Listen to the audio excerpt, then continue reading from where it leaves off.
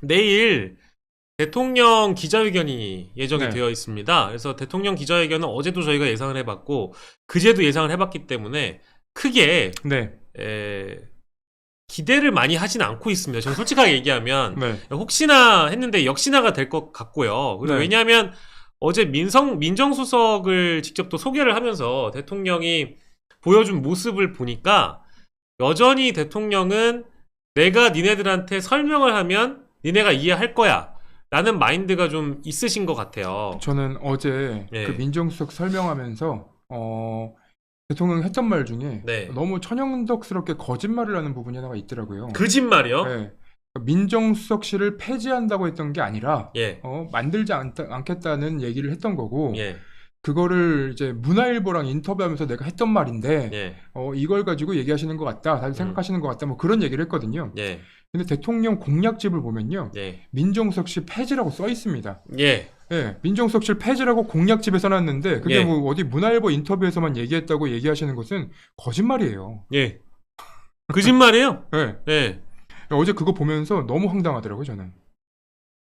그리고 민정수석 저는 어제 집중했던 게 대통령이 민심 정보라는 표현을 하는 것 같더라고요. 민심 정보요? 예, 그러니까 정보. 아, 그러니까 이제 민정수석을 부활시키는 이유는 민심을 더 청취하기 위해서라는 목적이 있는 거잖아요. 그 네. 간판을 내걸고 지금 죄송한데 약을 팔고 계신 건데 거기서 이제 정보라는 표현을 하시는 것 같더라고요. 정보를 다루는 업무. 뭐 하자는 얘기야 지금 이게? 그러니까 민심도 정보니까 그걸 정보라고 표현한 거예요? 아니면 진짜 대통령이 이해하고 있는 민정수석의 기능이라는 게 사정기관 내부에 있는 그런 이제 정보 취합 기능을 활용해 가지고 실제 정보를 민심을 듣는 것이 아니라 네. 내밀한 정보를 확보해서 예를 들면 반대 진영을 탄압할 만한 수단으로 또 민정수석실을 돌리려고 하는 거예요. 그런 의심을 또 할 수밖에 없지 않습니까? 그래서 단어 하나하나가 중요하다니까요, 대통령님. 제발 좀 애드립 좀 그만해 좀. 아니, 그 와중에 시민사회 수석실은 그대로 있어요. 그러면 맞아요. 우리가 생각할 수 있는 건 뭐냐면 시민사회 수석실이 이제 민심을 청취하겠다라는 그 의도로 만든 거 아닙니까? 예, 그러면 민심을 청취하는 시민사회 수석실이 있고 예, 민정수석실이 따로 있으면 그 시민사회 수석과 그 업무가 분장이 돼야 되잖아요. 예. 그러면 여기는 그 정보를 취합하는 게 어떤 수사기관이나 예. 정보기관을 통해서 그 정보를 수집하겠다는 말로밖에 안 읽혀요. 예, 예, 근데 여태까지 그렇게 이제 대통령이 민정수석실 폐지하면서 말했던 게 뭐 그런 어떤 사찰이라던가 그런 것 때문이라고 얘기했는데 예, 민정수석실을 다시 만든다는 것도 예. 실은 국민들 입장에서는 예. 뭐야 그거 다시 하겠다는 거야? 라고밖에 이제 안 읽히는 상황이 되는 겁니다. 예, 그리고 이제 시기가 지금 총선 패배 이후에 민정수석실을 만든다는 것 자체가 네. 저희가 좀 의심스럽고, 민정수석실의 그 어떤 기능이라는 게 저희가 저번에 설명드렸지만 총 4개의 비서관들이 민정수석실 아래에 들어가기 때문에 100명이 넘는 네. 비대한 조직이 되는 겁니다. 그렇죠. 시민사회수석실을 존치한 상황에서 오히려 더 메머드급 조직이 하나 탄생하는 거기 때문에 대통령이 공약으로 내걸었던 대통령실, 청와대 조직의 슬림화 이것도 공약이었어요. 맞습니다. 예. 30% 인력 줄인다. 아니 약속을 안 지켜요. 약속을. 아니 이게 약속 안 지키는 거잖아. 민정수석실 부활시켰어. 네. 대통령실 점점 비대하게 만들어. 사람이 있는 곳에 돈이 있고 네. 돈 많이 들어가면 우리 세금 아니에요. 그렇죠. 그러면 슬림화가 아니지. 더 뚱뚱해지는 거지. 그렇죠. 2주년을 맞이해서 대통령 공약을 다시 한번 살펴볼 필요가 있을 것 같아요. 예. 그리고 하나 더 짚어볼 필요가 있는 것은 이 민정수석 김주현 신임 수석이 예전에 이제 세월호 관련해 가지고 네. 좀 논란이 있었던가 봐요. 그래서 이 실제 논란이 있었던 인물이라고 언론사들이 보도를 하고 있고요. 그러니까 이제 두 분에게 집중을 할 겁니다. 새롭게 들어오신 그 김주현 네. 신임 민정수석에게 포커스를 맞춰보고요. 그리고 여러분들이 잘 아시는 분인데요. 이원모. 성함이 요게 이렇게 불러야지 좀 맛이 살더라고요. 이원모. 어디서 많이 들어본 이름인데 네. 이 양반이 선거를 나갔다 떨어졌어. 야, 이분은 이번 총선 과정에서 가장 많은 혜택을 받으신 분입니다. 이원모가요? 네. 원래는 강남 쪽에 출마를 시키려고 했었잖아요. 맞아요. 근데 강남이 양지다. 예. 그래서 양지가 아닌 음지에다 출마를 시켜야 되겠다고 해서 예. 용인으로 출마를 시켰습니다. 그렇죠. 예. 근데 이원모 따라하려고 했는데 이게 절대 이원모. 예. 그분이 출마한 곳이 예. 국민의힘이 내리단선됐던 곳이에요. 예. 그러니까 애초에 국민의힘이 우세했던 지역인데 예. 이분이 출마하고 나서 패배를 했습니다. 예. 예. 예.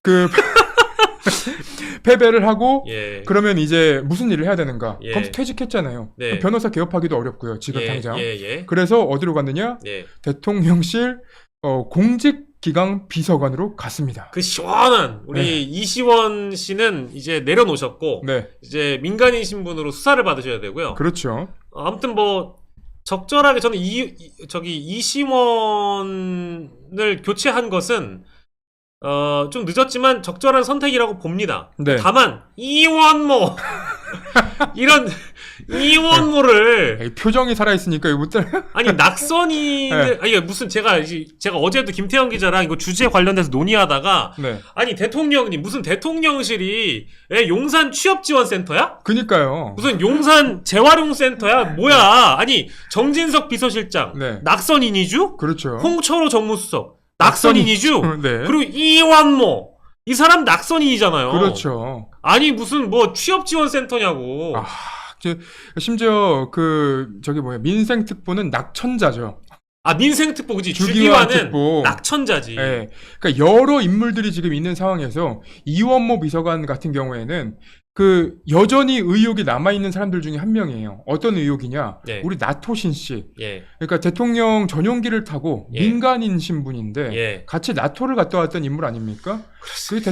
이원모 비서관의 이원모 부인이고 예. 그리고 이원모 비서관 같은 경우에는 윤석열 대통령과 김건희 여사에게 굉장히 총애를 받고 있는 인물로 불리는 사람이에요. 예. 그러면 이분을 다시 불러와서 무슨 일을 하려는 것인가? 예. 그러니까 결국은 낙천을 했기 때문에 일자리를 다시 주려는 것 아닌가? 예. 사실 이런 비판이 나올 수밖에 없는 상황이죠. 예. 그리고 뭐 이제 민정수석의 민정비서관 여기도 이제 검사 출신이 또 들어간다고 하고요. 이제 민정수석실은 이제 이렇게 또 꾸려질 텐데. 저는 이 민정수석실을 예. 사실은 어떤 모양으로 지금 생각을 하고 있냐면, 예.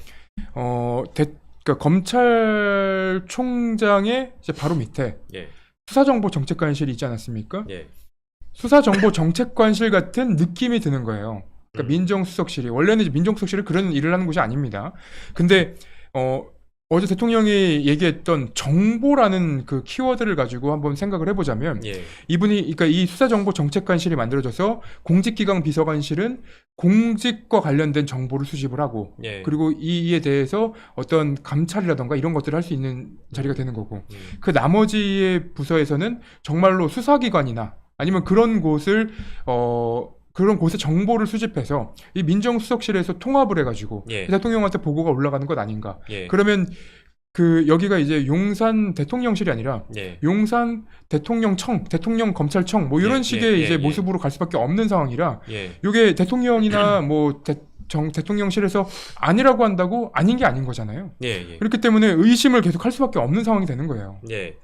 그러니까 같은 뭐 동어 반복이 될 수도 있겠습니다만 총선을 역대급으로 패배한 정부 여당 특히 이제 이 행정부의 수반이 어떤 선택을 하고 어떤 말을 하고 어떤 행동을 하는지가 국민들의 차후 평가를 또 받고 있는 것인데 그래서 지금 여론조사가 도저히 반등 모멘텀을 갖지 못하고 영수회담을 했는데도 불구하고 20% 안에 갇혀 있는 거 아닙니까? 그렇죠. 그렇다면 국정기조를 변화하고 기존에 했었던 대통령의 행동과는 정반대로 네. 대통령의 선택과는 정반대로 네. 대통령의 말과는 정반대로 가라는 국민 대다수의 요구가 있었다라는 것을 대통령이 받아들이지 못하고 있는 거죠. 네. 뭐냐? 인사가 만사고 인사가 천사고 인사가 백사인데 봅시다. 비서실장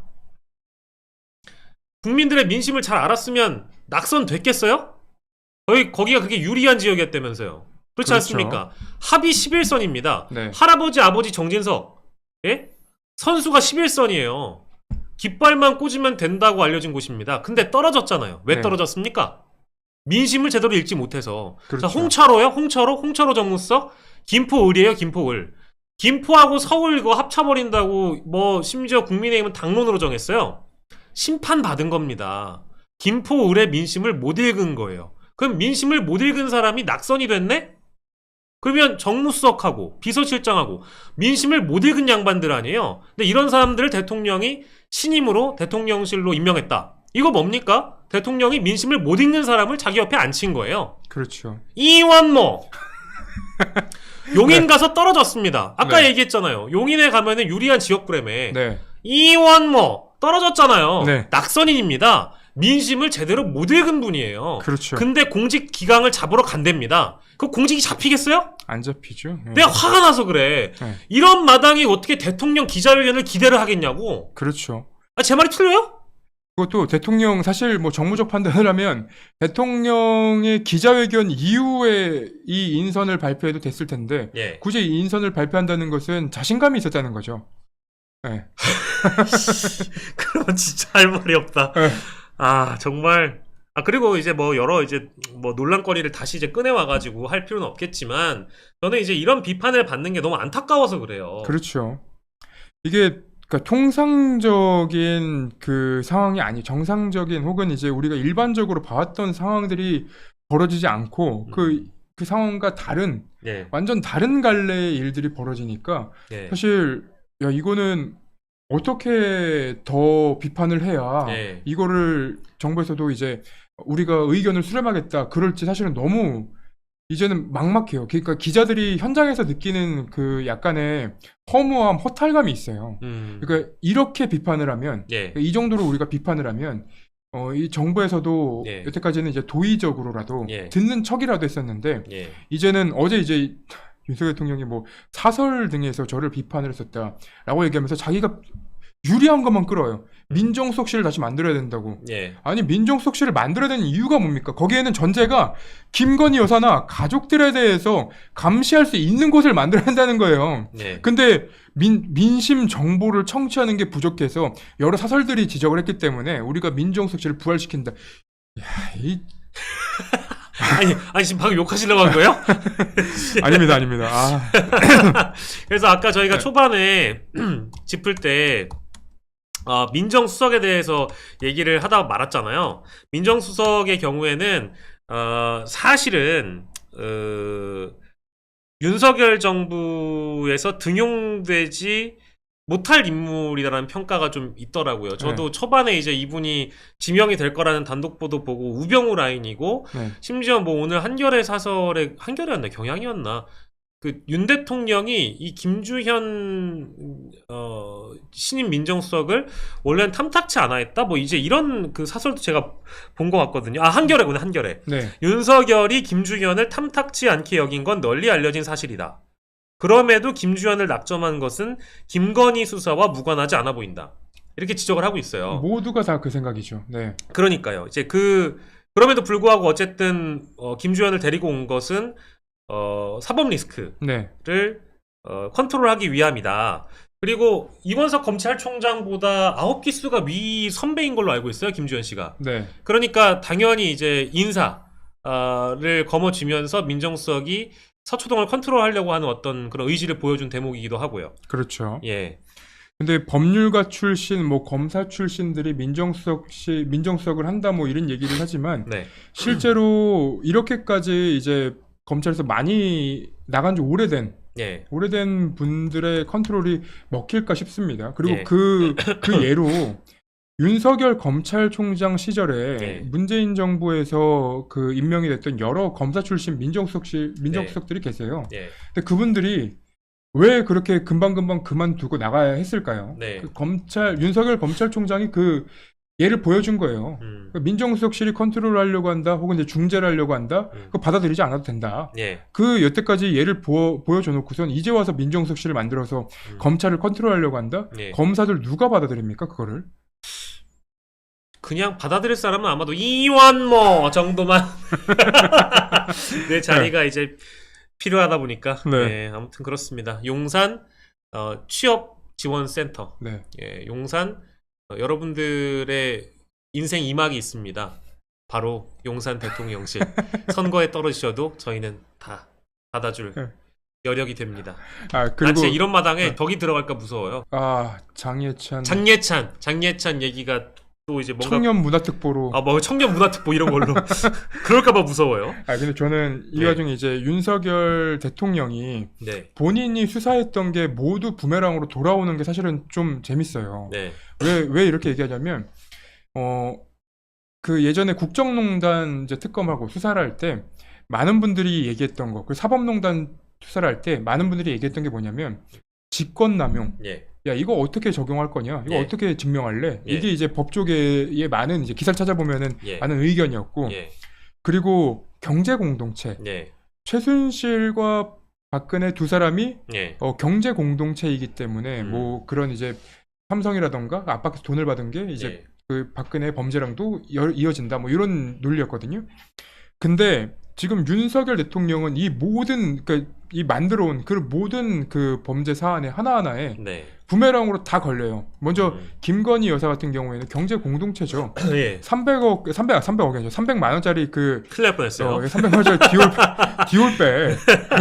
디올백을 지금 받은 게 예, 대통령이 몰랐다고 하더라도 예. 경제 공동체예요. 예. 그 두 사람은 경제적인 이제 그 이득을 나누는 그런 사이인데 부부잖아요. 예, 그러면 그건 어떻게 빠져나갈 것이며 예, 그리고 이 최상병 그 관련 사건 수사 외압 의혹도 예. 직권남용이에요. 직권남용. 예, 근데 이게 대통령이 사실은 도의적인 지금 책임도 안 지려고 하고 있는 그런 상황에서 법리적인 것만 따지고 있잖아요. 예. 근데 그 대통령실에서 전화가 왔다는 그 02로 시작하는 그 번호. 그렇습니다. 아무튼 네, 그게 이제 누가 어디까지, 그러니까 대통령실 내부에서 누군가 이제 전화를 해서 막으려고 했을 텐데, 예, 그 대통령의 지시 없이 할 수 있는 것인가? 예, 사실은 이 부분도 이제 남거든요. 혹은 이제 요거를 거의 그 사문화돼 있던 그 얘기들을 예, 다시 그냥 이제 관짝에서 빼온 그런 단어들이라 예. 이게 부메랑으로 돌아오는 현실이 저는 좀 재밌더라고요. 역사는 반복되는 법입니다. 그렇습니다. 이제 부메랑처럼 어떻게 얼마나 이제 그 부메랑이 원래 이제 이렇게 한번 던졌을 때 부메랑이 커져서 돌아올 수도 있고요. 그렇죠. 예, 그건 모르는 일이죠. 아무튼